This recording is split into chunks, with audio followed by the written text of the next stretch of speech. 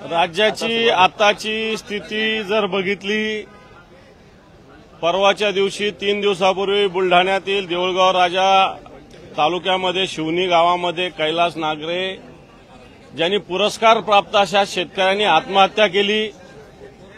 या आत्महत्या करत असताना त्यांनी पुरस्कार मिळालेले असताना सिंचनाची व्यवस्था नाही, पाण्याची व्यवस्था नाही, ही व्यथा सरकारकडे व्यक्त केली होती आणि म्हणून सरकार ते पूर्ण करू शकलं नाही, म्हणून त्यांनी आत्महत्या केली। त्याविषयी आज आम्ही महाविकास आघाडीनं आंदोलनाची भूमिका घेतलेली।